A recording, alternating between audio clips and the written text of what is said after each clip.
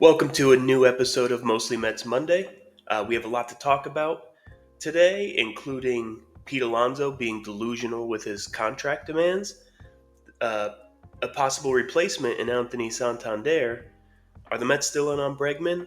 And do we already have an ace in the system? We got all that and more coming up on Mostly Mets Monday.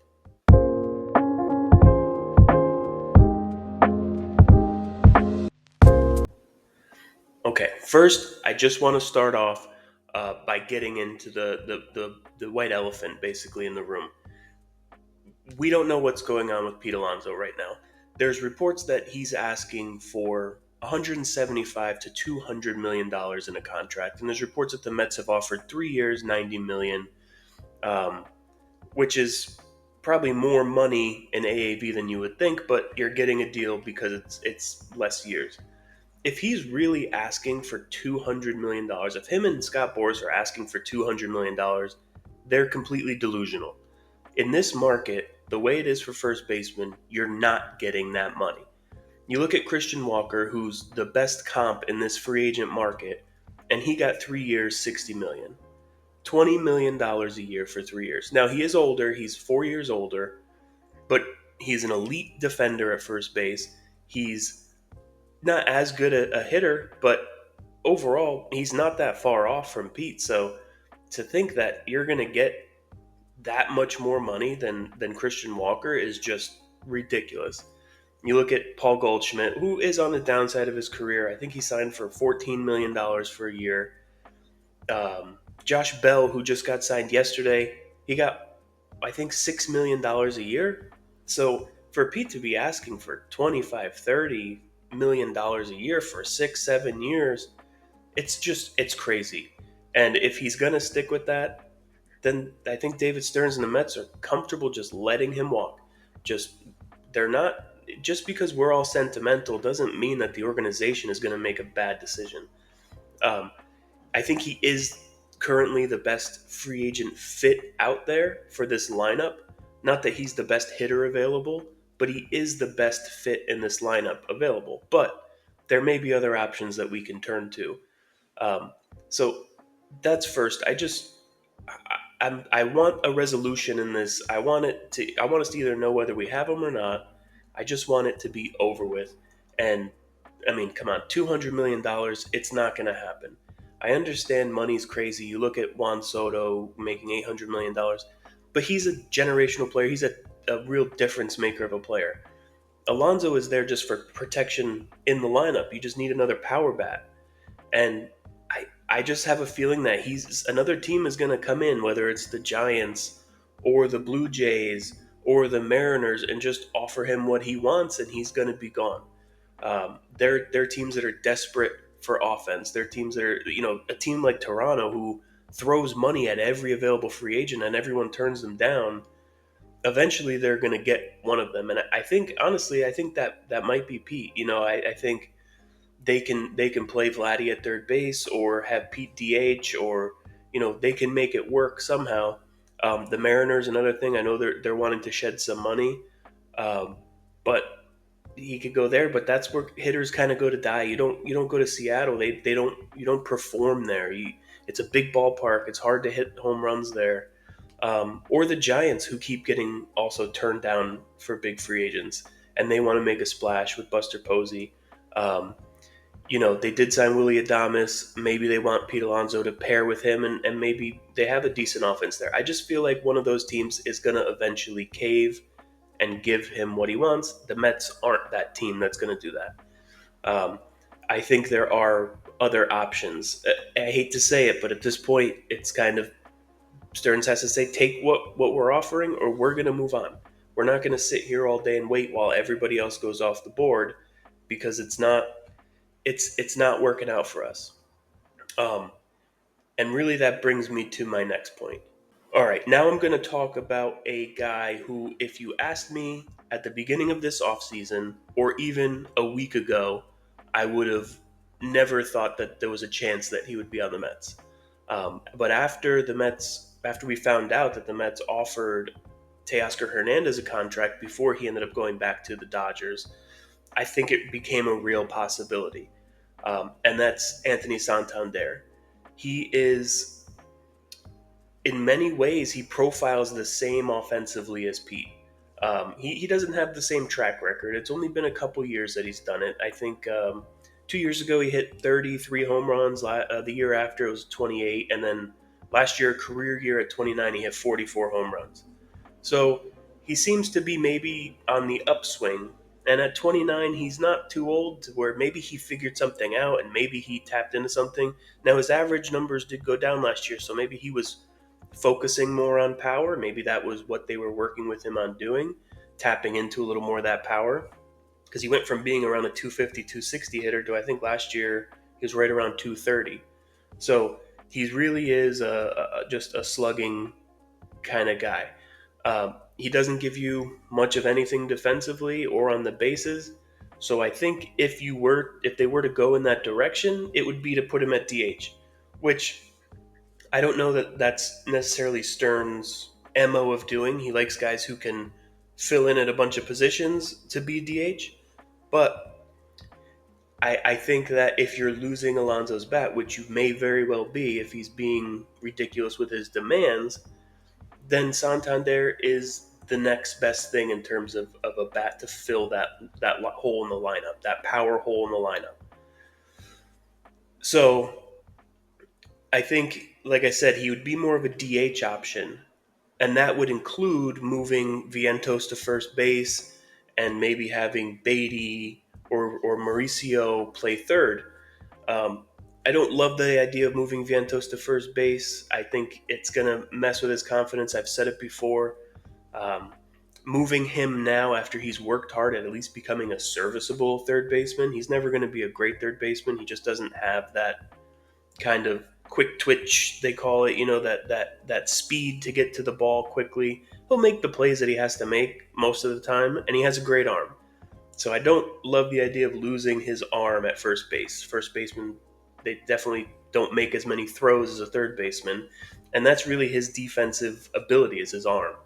So I don't love it, but I do think you would get that power that you're missing with Pete. Because remember, we all bank on Vientos being this great power hitter, but we don't really know. He had half a season and the playoffs. We all believe that he could be something. We all believe that he could be a 35 home run guy.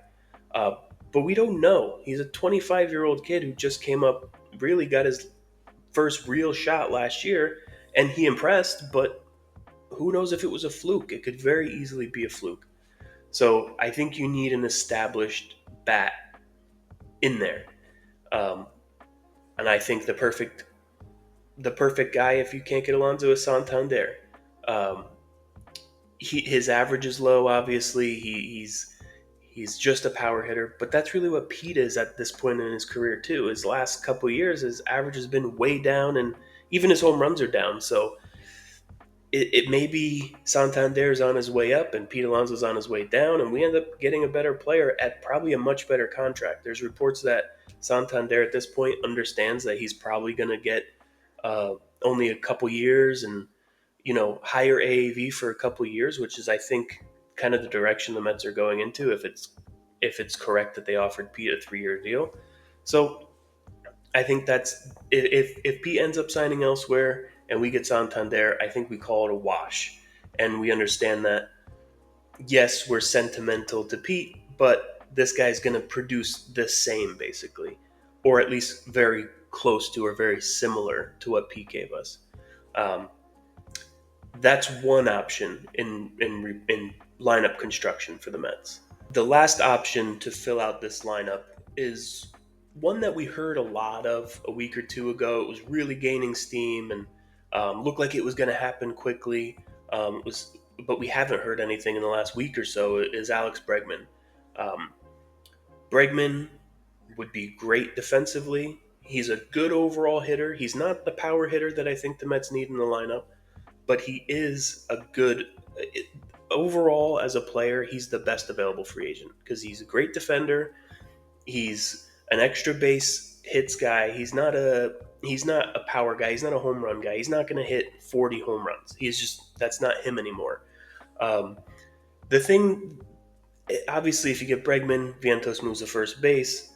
Um, or uh, in my perfect world, if you were able to get Alonso back, then I think you could also get Bregman if that's the way they wanted to go. Um, in that, if that's the case, my what I would prefer would be to still move Vientos to first base and have Pete DH. I don't think that's going to happen. I don't think it's very likely that both sign with the Mets. But I wouldn't really want Bregman if I don't also get a power hitter. Um, so in a perfect world for me, it would even be more like Bregman you get for third base, you move Vientos to first, and then you sign Santander to be your DH slash backup outfielder. Um, th- that would make the Mets offense elite, in my opinion. Um, I don't think any of that's going to happen. To be honest with you, I think the Bregman train. I think the Mets were in on Bregman, but they were also in on Pete. I think that they were trying to kind of bring those two back together, um, which would have made a lethal offense. It really would. It would have made a great offense. But I think it gets too expensive, especially if Pete's asking for 200 million, and you don't know what Bregman's asking for. There was reports that he turned down 160 million from the Astros, who have now moved on and gone a different direction. So both of their markets are shrinking. So the only way I think it happens where both of them end up on the Mets is if their markets shrink to nothing and they have to take short-term deals. I don't see that happening. I think someone will give them what they want. There's talk that the Red Sox are in on Bregman, and they're the favorite to land him. There was talk about the Detroit Tigers, which would be, one of those teams could really use him, and I think eventually they'll probably pay him what he wants. But he would be an option for the Mets. Not my personal favorite unless he comes along with someone else. So that's the least likely target for me. But you never know. Listen, at the end of the day, we don't know what the Mets are doing. Um, it's it, it's really part of their philosophy that nothing leaks. There are no leaks out of this front office whatsoever. Um, you look back on the signings that have been made in past years, ever since Steve Cohen really took over the team. Even with Billy Epler, there was no until it was just about to happen. You didn't know it was happening. You look at when they signed Starling Marte or when they signed Max Scherzer. It, you found out right before or when it was happening. The day that it was happening is when you started hearing about it. Um, or even the Francisco Lindor trade. There was no talk that they were going to trade for Francisco Lindor, and then all of a sudden he was a Met, and he didn't even seem like someone that was on the block or someone that was that we thought was even a possibility. So we have no idea what's going on behind the scenes. I think we need to be a little bit more patient with what's going on. The big free agents that the Mets have signed this year, Soto and Manaea, the reason that everyone knew the Mets were in is because, of course, they were. Soto has been the Mets' priority since David Stearns was hired. David Stearns even said in the press conference that he spoke to Steve Cohen about signing Soto this offseason in his interview when he first spoke to Steve Cohen. So that was something that the Mets were always going to be interested in. So, of course, the media knew that the Mets were in on it, right? Everybody knew. Sean Manaea, the same thing. Everyone knew that they wanted Sean Manaea back. Everyone knew that Sean Manaea wanted to be back. So, of course, it's being reported that, oh, they're in on Sean Manaea. The Mets are the favorite to land Sean Manaea. Because everyone knew that. That didn't come from the Mets front office. That came from reporters speculating. Because it's the easiest thing to speculate on. Remember when Soto when the whole Soto sweepstakes was happening? There was one day the Mets are definitely in the lead. Nobody's going to outbid the Mets. Nobody's going to go over what the Mets are doing. But then it turns out that there was times during the process where Steve Cohen and David Stearns thought they were out. They had no chance. Then it was being reported that in the first two rounds of offering, the Mets had the third best offer. So to say that you can't take one and not the other, right? So if all these reporters are saying the Mets won't be outbid, Steve Cohen won't be outbid, but he was outbid twice. So obviously they knew nothing from the front office. They didn't know during the process what was actually happening on the Mets side. They were just speculating. They just look at Steve Cohen and look at how much money he has and says, "Yep, he's going for it." And so they can report that. And Steve Cohen can't come out and say, "Well, actually, we have the third offer," because he's not allowed to do that. And why would he? Why would he do that? So they can just report whatever they want, and he can't say anything otherwise. It's actually against the rules of baseball and against the players union to say you're out on a free agent, or that you're going to offer, or what your interest level is. You can't do that. You just have to say you're interested in everyone. So those leaks, or those front office people that are giving out it's not real. Those are reporters speculating. So we don't know anything until it happens. We could wake up tomorrow and we could have Luis Castillo. Well, yeah, it's been talked about, but it's been talked about by reporters who have no actual information. They're just guessing, well, the Mets need a starting pitcher and the Mariners need to trade one because they have too many and they want to cut salary. So it's a logical choice for the Mets to trade for Luis Castillo. Doesn't mean that anyone from the front office has called John Heyman and said, "Yeah, we're looking to trade for Castillo." It's not the way it works. There are organizations that leak things. There are agents that leak things. Obviously, we know Boras leaks to Heyman.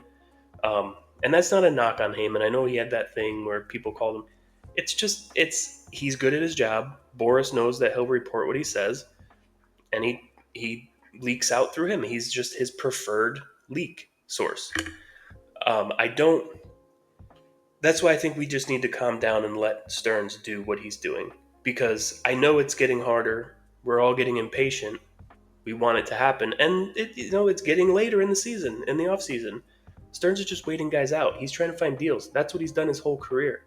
He finds deals. He's not looking to sign a guy for top dollar. He's waiting for the market to fall apart and then say, "Hey, we're still here. We got this. Hey Pete, we got this 3-year, $90 million offer. You want it?" And then Pete's gonna take that offer, or another team will swoop in and take him, and Stearns will say, "Okay, I got to go a different direction. That's fine. We'll figure it out. I'm not scared. I'm not." We all think we know more than David Stearns does. We don't. And his track record proves he knows what he's doing. So we just need to give him some time. Don't worry about who we're connected to or not connected to, because at the end of the day, we don't know. I'm telling you this stuff that I'm seeing on Twitter and other places, and they don't even know. They're guessing. They're inferring. They're seeing that, oh, the Mets have a need, so they must be in on this guy, or the Mariners want to cut salary, so they're definitely going to trade this guy. We don't know. Um, and anyway, I know that we're all interested in another pitcher. I don't know that another pitcher is going to happen. I don't think we're fishing in the top markets basically for a pitcher. And I think that might be because we already have our next ace in the minor leagues coming through the system. Brandon Sproat is a very interesting prospect for the Mets. He's the number one prospect in the Mets system, number one pitching prospect in their system. He's the number 40 overall prospect on MLB.com. He started the season at 96, moved up to 40 now. He's a guy who throws really hard, touches 100, sits between 95 and 98, throws a cutter, throws a changeup, a slider. He also throws a curveball that he doesn't use very much and is kind of a lower end pitch. Um, but he's a guy that the Mets have drafted twice. And he's been drafted overall 3 times. He was drafted out of high school, I believe in the 7th round by the Rangers, didn't sign, went to the University of Florida, was drafted in the 3rd round by the Mets a couple years later, did not sign, and then finally the Mets drafted him a 3rd time in the 2nd round, where he did sign. Um, so obviously he's a guy that the Mets have wanted and was a favorite around the league. And in college, he had a very high walk rate. He walked a lot of batters. It seems they seem to have reined him in on that a little bit. His control has gotten better. He he didn't pitch his with the year he was drafted. He didn't pitch that year. So last year was his first real professional season. He did very well in A ball, did very well in Double A, was dominant in both of those minor league places. But once he got to Triple A, he struggled. He had an ERA, I think, over 7. He really struggled. It was a short amount of time, but he definitely struggled. It's not something I take to heart a lot. That's not a real concern for me. There's a lot of guys who struggle in AAA. AAA is weird. AAA, there's a lot of hitters who go to AAA and they can't hit, and there's a lot of pitchers who go to AAA and can't pitch. It happened to Luis Angel Acuna. He was kind of tearing it up in Double A, and they moved him to AAA, and he really struggled. He wasn't getting hard hit contact. He just wasn't able to figure out the pitching at AAA. But then he came to the majors, and for a couple weeks at least, he was great. So I don't put a ton of stock into AAA, especially when you're moving late in the season. Uh, it's tougher to do. So I think Sproat the organization could very well see Sproat as a number one pitcher, um, at the very worst a number 2 or 3 pitcher, a hard thrower, a guy who's going to strike a lot of guys out, who seems to have figured out his control issues. And with the Mets pitching lab, he could very well turn into an ace type player. He has the stuff for it. He has the fastball. He has the cutter, the changeup. So I know we're all clamoring for a starting pitcher. We want a frontline starting pitcher. We want a true ace. I don't think the Mets are going in that direction. There's really nobody left. Burns is gone. Fried's gone. Um, Garrett Crochet has already been traded. I don't know where you're getting that guy from, right?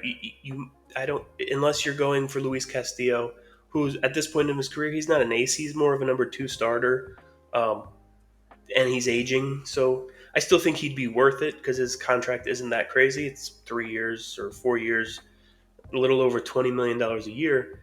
So I don't think it would be a crazy deal to go get Castillo. But I think that Stearns does not go all out for pitching. He wants to develop his own guys, and I think Sproat is that next guy up. We saw Christian Scott last year. He was really good when in his first couple starts. He looked pretty good. He looked like maybe he's the real deal.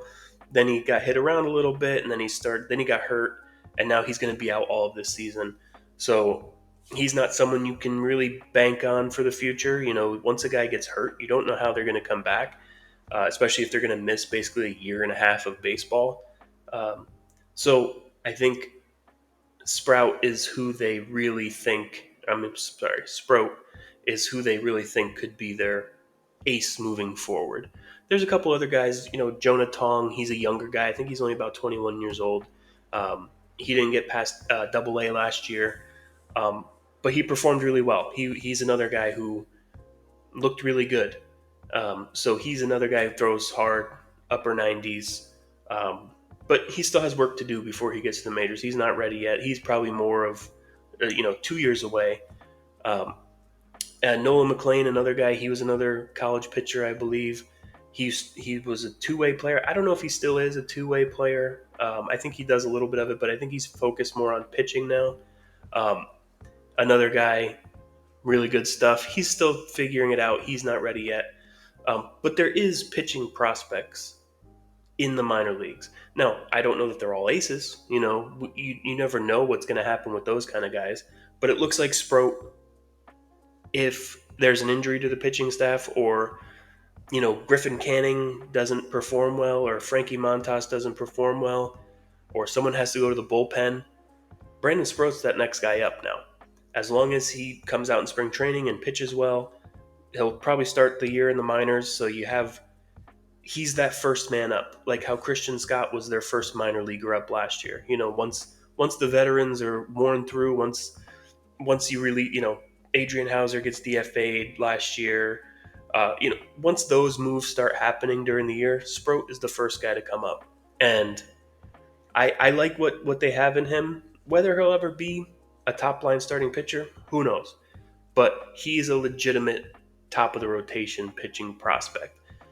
He's number 40 overall prospect in all of baseball. So they're there. Those guys are there. It's just a matter of we want to see the veterans, the guys we know about right now.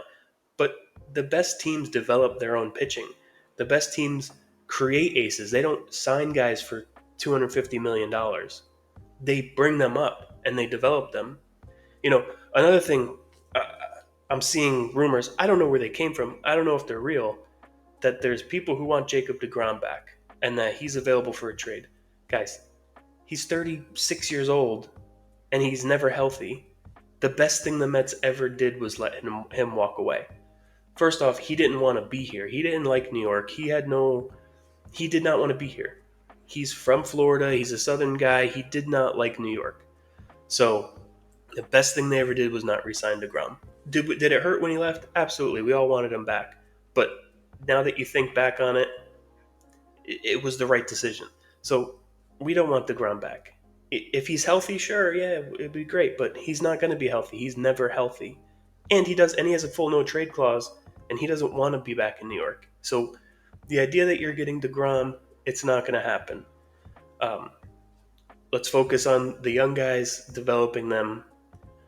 Whether we like it or not, this is probably the pitching staff that we're going to have. In terms of the starting rotation, I think the relief market, once that picks up, they will get a reliever or two, a back end of the bullpen kind of guy, a setup guy for Edwin Diaz. But that's not the priority right now because that market's not moving. Once that market starts to move, then you'll see the Mets make a deal. Kirby Yates or I don't think Tanner Scott, but possibly maybe they'd be interested in Tanner Scott. But I think Kirby Yates would be a great pickup for them. But that's when once you get closer to spring training, that's when the relievers start to come off the board because that's nobody's priority right now. The top guys are still there. Alonso's still there. Bregman's still there. So we need to focus on that stuff right now. Um, but yeah, that's really all that I had today. Um, thanks for tuning in. Please like, subscribe, comment. What do you think we should do going forward? Do we need Alonso back? Do we need Santander? Do we need Bregman? Do we need all of them? Do we wait till next year and get Vladdy Jr.? There's a lot of options. We don't know what's going to happen, but hopefully we will soon. All right, so until next time, let's go Mets.